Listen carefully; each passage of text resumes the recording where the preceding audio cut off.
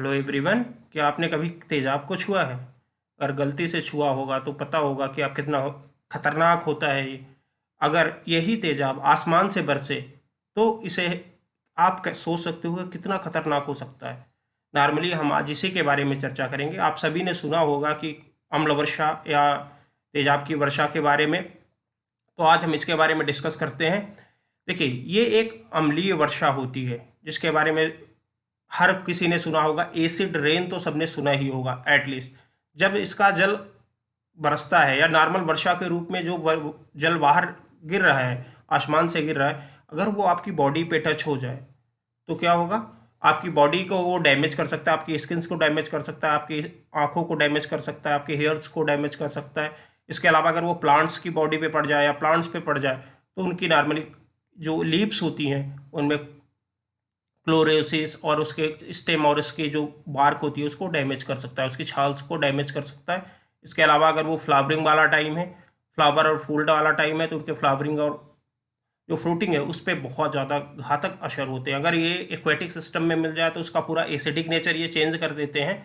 और अगर acidic nature change होगा एक्वेटिक सिस्टम का तो वहाँ के जो एक्वेटिक एनिमल्स हैं या कहें कि जो फ्लोरा और फ्यूना है वो बहुत ज़्यादा इफेक्टेड होते हैं। इवन वहाँ पे जो फिशेस होती हैं या जो एक्वेटिक एनिमल्स होते हैं उनकी तक डेथ तक हो जाती है। इसके अलावा जर्मनी और पश्चिमी यूरोप के जंगलों के डिफोरेस्टेशन या ख़त्म होने का एक मुख्य कारण एसिड रेन है, अम्लीय वर्षा है, ठीक है, या तेजाब की बारिश है। इसके अलावा आप अगर देखिए तो हमारा जो ताजमहल है वो पीला पड़ रहा है, उसका मुख्य कारण क्या है? वो अम्लीय वर्षा है। अम्लीय वर्षा या तेजाब की एसिड रेन ही है। तो आइए आज इसके बारे में आगे भी डिस्कशन करेंगे और बहुत सारा इफेक्ट इसके एसिड रेन के इफेक्ट्स के बारे में डिस्कशन करेंगे। अगर ये एक इसका और इफेक्ट होता है अगर ये मृदा में पड़ जाए तो। नॉर्मली मृदा जो होती है हमारी उपजाऊ मृदा जो होती है वो स्लाइटली बेसिक हल्की सी क्षारीय होती है। लेकिन अगर ये एसिड रेन उस पर इफेक्ट कर दे और एसिड रेन उस पर आ जाए तो नॉर्मली क्या होता है, वो अम्लीय हो जाती है, इसलिए उसका उपजाऊपन कम हो जाता है। इस प्रकार से एसिड रेन अगर हम कहें तो हमारे एक्वेटिक सिस्टम को, हमारे टेरेस्ट्रियल स्थलीय पारिस्थितिक तंत्र को, हमें, हमारे जो आसपास के इन्वायरमेंट है सभी को किसी न किसी रूप से प्रभावित करता है। तो आइए इसको डिस्कस करते हैं स्लाइड शो में।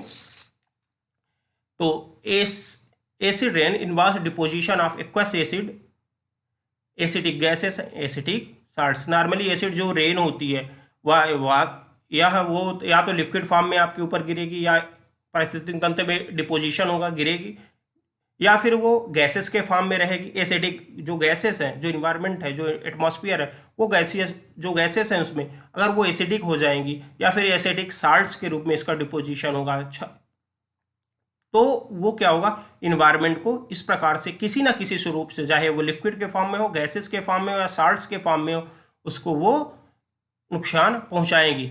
इसके मेनली दो पार्ट्स होते हैं डिपोजिशन के। इसका होता है एक वेट डिपोजिशन या कहें आर्द्र डिपोजिशन। या आर्द्र डिपोजिशन में हम ये देखते हैं कि यह कैसे जल के स्वरूप में, गीले स्वरूप में कैसे ये डिपोजिट, तो मेनली ये एसिड, देखिए मेनली जो ऑक्साइड्स होते हैं सल्फर के और जो नाइट्रोजन के, वो जब इन्वायरमेंट में अधिक मात्रा में रहते हैं तो जब वर्षा का जल इस पे गिरता है, इन्वायरमेंट से होके ही तो गुजर रहा है, जब आसमान पे बादल है और वहाँ से नीचे जब पानी गिर रहा है तो नॉर्मली क्या होता है उसके साथ ये सल्फर और नाइट्रोजन के जो ऑक्साइड है और थोड़ी मात्रा में कार्बन डाइऑक्साइड भी पानी के साथ घुल के विभिन्न रिएक्शंस के द्वारा सल्फ्यूरिक एसिड, नाइट्रिक एसिड और कार्बोनिक एसिड बनाती हैं। यही बाद में वर्षा जल के रूप में एसिडिक फॉर्म में स्थल पे गिरता है। तो इस प्रकार से यह एसिड रेन का स्वरूप ले लेता है। अगर वेट डिपोजिशन के बने, ठीक है, गीले डिपोजिशन की, वेट से हमारा तात्पर्य अगर भीगा हुआ है, जैसे अगर आप रेन्स की बात कर रहे हैं, फॉग या जैसे कोहरे की बात कर रहे हैं या स्नोफॉल हो रहा है, तो ये वेट डिपोजिशन के अंतर्गत आएगा।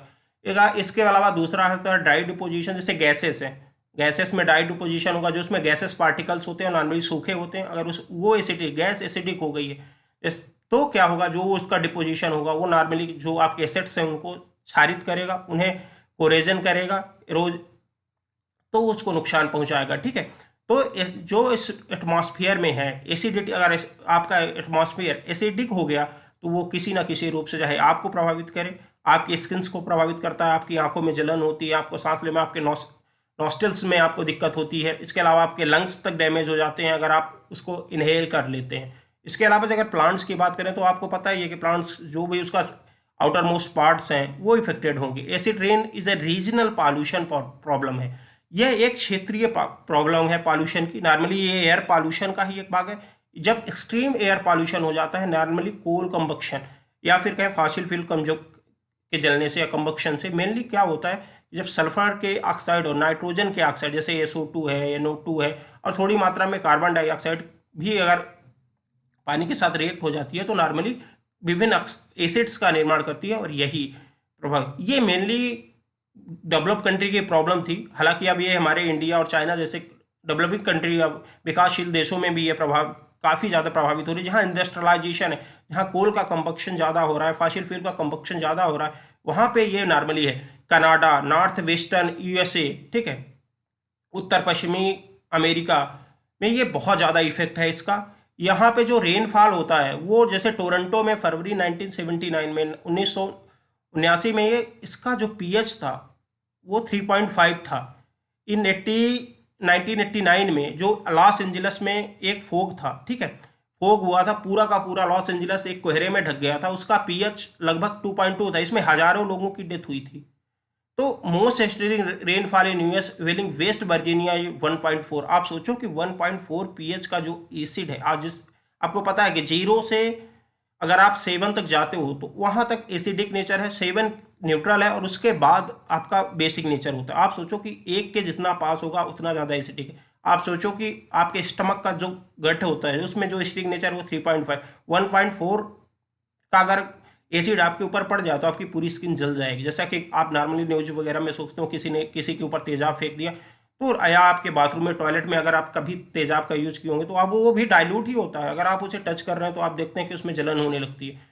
तो आप इससे समझ सकते हो कि कितना ज़्यादा नुकसानदायक है। और आप सोचिए कि वहाँ के जो मेनली प्लांट्स हैं, प्लांट्स वेजिटेशन को सबसे ज़्यादा कौन नुकसान पहुँचा रहा है? एसिड ने। मेनली क्या, आप USA वाला पोर्शन देख लीजिए या कनाडा वाला, टोरंटो, लॉस एंजलिस, ये जो पूरे पोर्शंस है, अमेरिका वाला काफ़ी क्षेत्र है, इसके अलावा यूरोप का भी क्षेत्र थोड़ा बहुत इसमें प्रभावित होता है। देखिए जो प्रेसिपिटेशन है एसिड रेन का, अगर उसका pH 5.6 से कम है तो नॉर्मली हम उसे एसिड रेन मानते हैं, ठीक है। इसके बाद हम नेक्स्ट पोर्शन डिस्कस करते हैं कि what is the reason of acid rain. Acid rain के क्या क्या कारण है।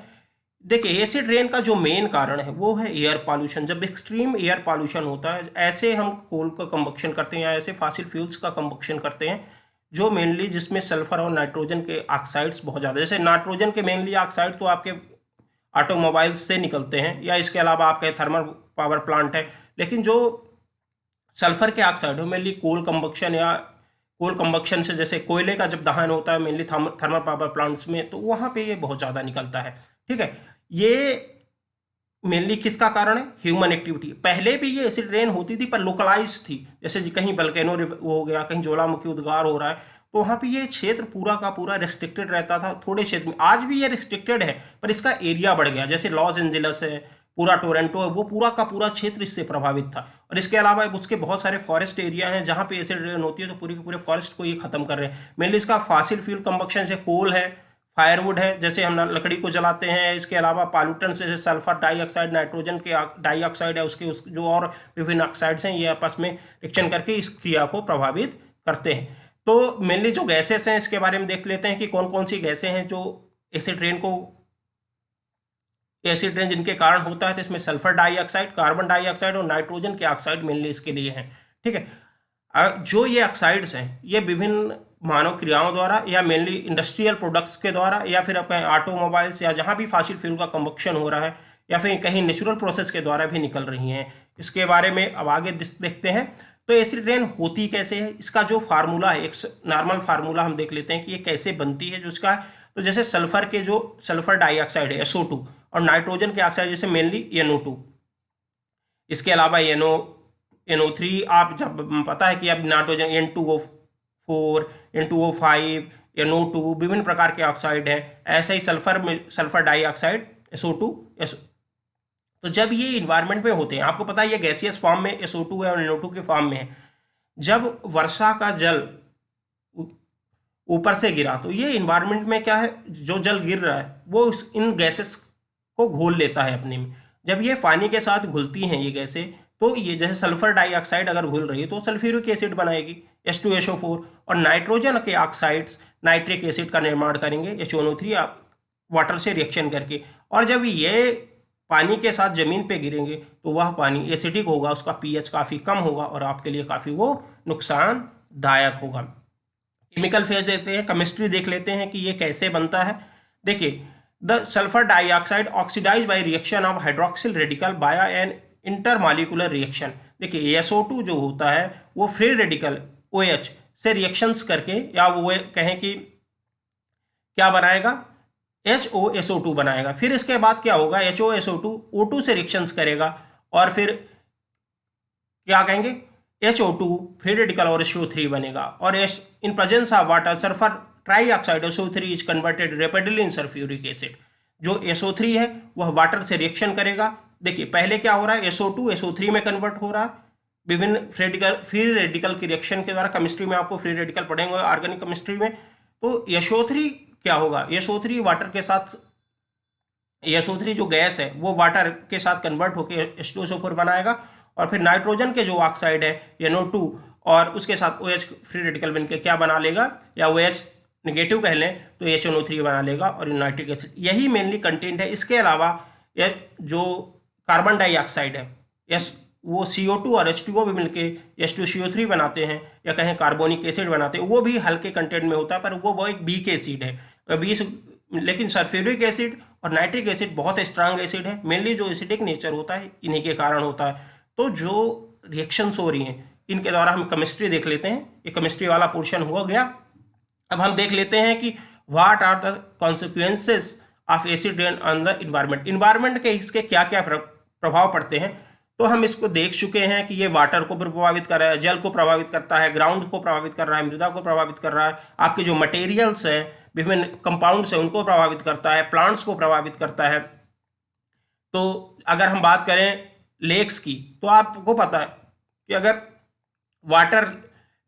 वाटर में ये एसिडिक पानी भर गया, मान लीजिए कहीं पे भी वर्षा हुई, एसिडिक वर्षा हुई, अम्ल वर्षा हुई, और वह उसका जो पानी है वो रन ऑफ होके कहाँ जाएगा, लेक्स में जाएगा या रिवर्स में जाएगा। तो क्या होगा, वहाँ का जो इन्वायरमेंट है वो एसिडिक हो जाएगा। अगर पीएच काफ़ी लो हो गया तो जो एक्वेटिक इन्वायरमेंट है, एक्वेटिक जो एनिमल्स हैं उनको वो बहुत ज़्यादा नुकसान करेगा। इवन जो उसके फाइटोप्लांक्टन्स हैं, जियोप्लांक्टन्स हैं, जो माइक्रोस्कोपिक एनिमल्स हैं, और इसके अलावा जो फिशेस हैं, आप पिक्चर में आसानी से देख सकते हैं कितनी फिशेस की डेथ हो गई इसके कारण। जो फिश मेनली जो बहुत सेंसिटिव होते हैं पीएच के लिए या इन्वायरमेंट के लिए, एसिडिक और बेसिक नेचर के लिए, स्पेसिफिक नेचर इन्वायरमेंट में वो रहते हैं, अगर उनमें थोड़ा भी परिवर्तन हो जाए तो वो बहुत ज़्यादा इफेक्ट होते हैं और उनकी फाइनली डेथ तक हो सकती है। इसके अलावा आपके जो एरोजन हो रहे हैं, जैसे लोहे के जो कंपाउंड्स हैं जो बाहर पड़े, जैसे आपके गेट होते हैं या फिर कोई भी पिलर्स वगैरह हैं, उनको वो काफ़ी नुकसान करते हैं। इसके अलावा रेलवे लाइन्स हैं, उनमें कोरेजन हो जाता है, पूरा का पूरा वो गल जाती हैं। मेनली जो मेटल्स हैं जिनमें एरोजन, जिनमें ऑक्सीडेशन की प्रक्रिया बहुत तेज होती है, जिनमें क्षरण की प्रक्रिया बहुत तेज होती है, इसके अलावा जो वाल्स होती हैं, वाल्स को क्षरित कर देता है। इसके अलावा ये संगमरमर को भी बहुत नुकसान, जो ताजमहल है वो पूरा का पूरा पीला पड़ रहा है, उसकी जो क्षरण हो रहा है वो मेनली मैंने कहा था कि मथुरा में जो ऑयल फैक्ट्रीज हैं उनके कारण हो रहा था। वहाँ से ऑयल फैक्ट्री से सल्फर के ऑक्साइड बहुत ज़्यादा मात्रा में निकलते हैं। जब सल्फर के जो ऑक्साइड्स हैं निकलेंगे, सल्फ्यूरिक एसिड बनाएंगे और वो बहुत स्ट्रांग होता है, जिसके कारण जो ताजमहल था वो पूरी की पूरी तरह पीला पड़ गया था। इसलिए जो मथुरा की फैक्ट्रीज थी उनको बहुत और दूसरी जगह शिफ्ट किया गया। तो मेनली जो पॉल्यूशन है विभिन्न प्रकार से आपके एसिड्स को प्रभावित करते हैं। फिर इम्पैक्ट ऑफ एसिड रेन देख लेते हैं, इसके क्या क्या प्रभाव हैं।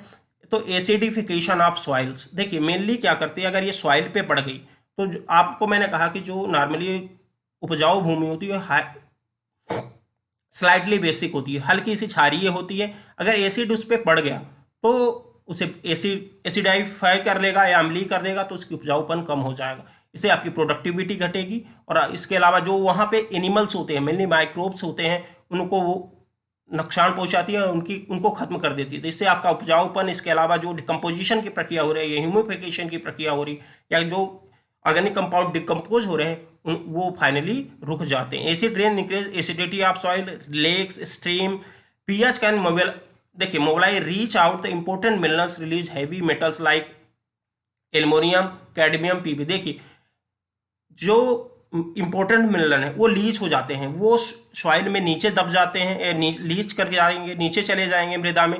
और जो एल्युमिनियम हैवी मेटल्स हैं, जो नुकसानदायक मेटल्स हैं, जैसे एल्युमिनियम है, ये मेनली ये भी एसिडिटी बढ़ाता है। इसके अलावा कैडमियम, लेड, ये अपनी जो सेफ लिमिट है उससे बढ़ जाएंगे, तो ये फाइनली हैवी मेटल पॉल्यूशन का भी काज करेंगे। जो हैवी मेटल्स जो इकोसिस्टम में घुस जाएगा, अब जो प्लांट्स हैं वो लेंगे और फाइनली आप तक वो हैवी मेटल्स पहुंचेगी, और बहुत सारी मेंटल रिटॉर्डेशन, आपका मसल्स का रिटॉर्डेशन, और इसके अलावा विभिन्न प्रकार के कैंसर वगैरह भी काज करती है हैवी मेटल्स। ठीक है, इसके अलावा फाइटोटॉक्सिसिटी की बात कर लेते हैं कि प्लांट्स में किस प्रकार से प्रभावित करता है ये। तो जो एसिड है, जो एसिड फार्मिंग गैसें हैं, बट SO2 के लिए प्लांट्स बहुत ज़्यादा इफेक्टेड होते हैं। जो आपका क्लोरोफिल होता है वो SO2 से जब मेनली क्लोरोसिस हो जाती है, लीव्स में थोड़े थोड़े स्पॉट्स बन जाते हैं वाइट वाइट, वो क्लोरोसिस का मेन कारण जो है, वो मेन कारण क्या है, SO2 है। आप SO2 पॉल्यूशन के लिए देखेंगे, SO2 के पॉल्यूशन के लिए प्लांट्स बहुत ज़्यादा, मेनली एलगी बहुत ज़्यादा इससे प्रभावित होती है। अगर SO2 का पॉल्यूशन आपको देना है, मेनली यूरोप में आप देखेंगे तो एलगी जो थी वो बहुत ज़्यादा है। वहीं से पता चला कि SO2 के लिए एलगी बहुत ज़्यादा इफेक्टेड होती हैं, या SO2 के पॉल्यूशन से बहुत ज़्यादा प्रभावित होती है। इसके अलावा जो एल्युमिनियम के ऑक्साइड्स हैं, जैसे एल्युमिनियम के आयंस हैं, वो सॉइल में लिबरेट हो जाते हैं, आ जाते हैं विभिन्न रिएक्शंस के द्वारा एसिडिक नेचर के कारण। तो एसिड रेन तो जो डैमेज है, जैसे एसिड रेन हो गई, फॉग हो गया, वेपर हो गया, या जो ड्राई डिपोजिशन है, वो भी प्लांट्स को बहुत ज़्यादा प्रभावित करता है। क्या होगा इससे, उन पे जो रोग है, रोग बहुत, देखिए उनका मेनली तना, पत्ती, और जो उसके फोलियर पार्ट्स हैं, जो आउटर मोस्ट पार्ट्स हैं, वो बहुत ज़्यादा इफेक्टेड होंगे। तो क्या होगा, उसमें जो डिजीज़ है वो आसानी से, मान लीजिए घाव में कहीं भी डिजीज़, कोई भी बैक्टीरिया या वायरस या अदर पैथोजन आराम से, फंगस वगैरह उसमें घुस जाएंगे और उसको इफेक्ट कर देंगे। तो जो प्लांट्स है, इसके अलावा उसका जर्मिनेशन, उसका रिप्रोडक्शन, अगर फ्लावरिंग हो रही है, फ्रूटिंग हो रही है, तो वो भी प्रभावित होगा।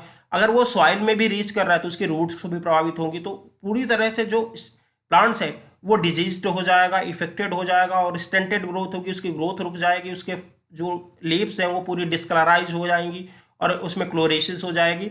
और इसके अलावा पूरी की पूरी तरह से उसकी जो विटेलिटी है, उसकी जीवन जीने की क्षमता है, वो पूरी तरह से खत्म हो जाएगी, और जो उसकी रीजनरेट करने की पावर है वो भी खत्म हो जाएगी। तो इस प्रकार पूरी की पूरा जो मैंने कहा कि जर्मनी और जो ये पोर्शन था, यूरोप का थोड़ा सा पोर्शन, वहाँ पे मेनली जो डिफॉरेस्टेशन हुआ या प्लांट डाइवर्सिटी कम हुई, उसका मेन कारण एसिडिक नेचर, क्योंकि जो इंडस्ट्रियलाइजेशन यूरोप में हुआ, और सबसे पहले जो प्रभावित हुआ इनके इफेक्टेड से, पॉल्यूशन के इफेक्टेड से, वो कौन था, यूरोप ही था। तो इस प्रकार से हम देख लेते हैं। तो ये हुआ आपका एसिड रेन का पोर्शन खत्म हो गया। इसके अलावा हम एसिड रेन के बारे में अगर और डिस्कशन करें तो अपने यहाँ जो सबसे ज़्यादा एसिड रेन का जो इफेक्ट दिखा है और जो नॉर्मली है, वो हमारे यहाँ ताजमहल पे सबसे ज़्यादा प्रभावित हुआ है, और ताजमहल ही सबसे ज़्यादा दिखाई दिया है। चलिए, थैंक यू, आज के लिए इतना ही।